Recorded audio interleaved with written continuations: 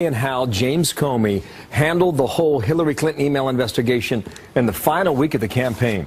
Utah Congressman Jason CHAFFETZ, chair of the House Oversight Committee, is with me now to talk about this and some ethics issues as well. How are you, sir? And Happy New Year, and thanks for coming back here. Okay, a week away from the inauguration, now you get this story. Why do you think it happened this way? Oh, I think it's the right thing to do. Michael Horowitz, the Inspector General for the Department of Justice, he's going to not only look at what happened at the FBI, but also at the Department of Justice. Remember, there's still questions about why is it that Loretta Lynch, the Attorney General, met with the spouse of somebody who is under an investigation. So there's lots to look at there. There's a conflict of interest within the FBI, or people who are taking hundreds of thousands of dollars in a political account. So there's a lot of questions that I think questions on both sides. There's a suggestion as to why Comey would take on these letters in the final 8 days of the campaign, suggesting perhaps that would play into Democratic concerns that, listen, should have stayed out, and your decisions that you made publicly in the final 8 days influenced the outcome. What's your view on that? Well, I think Hillary Clinton lost for a variety of reasons, in large part because Donald Trump was such a formidable opponent and candidate.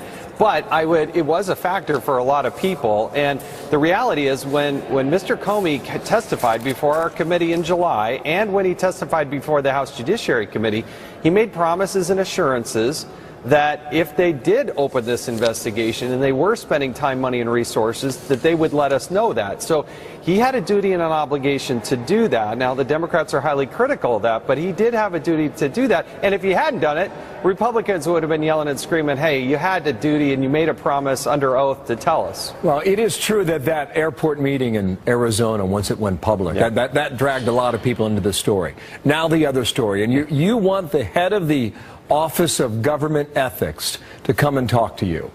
Now, this was a department that sent out a series of tweets, correct, in late November that was praising the decisions that Donald Trump was making about his businesses.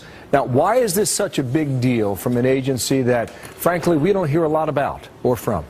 Well, we want to talk to them because they're up for reauthorization, and the Oversight Committee has jurisdiction on that.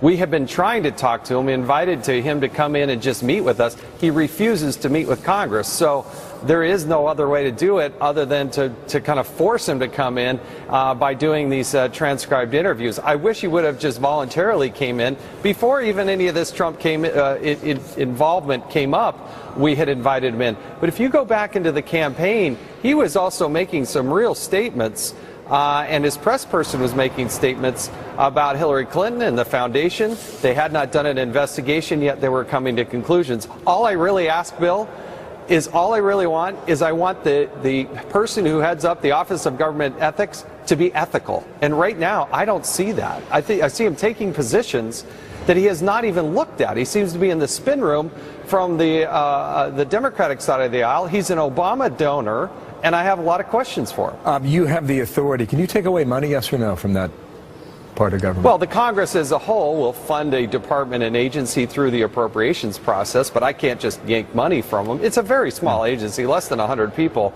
But I have real questions about when they have private conversations. You go in to see the ethics officer, you're there to get some advice about how to structure something, not to have them go tweet and then send out emails and other things in a very public way. That's unethical for the ethics person to do that. Let me squeeze in this comment from Joe Biden on ethics on NBC. Watch here. President, or are you going to be a businessman? You don't do both. Has he done enough? The Office of Government Ethics, which is nonpartisan, says what he did is meaningless. No, I don't think he's done enough, and he may sink in the swamp.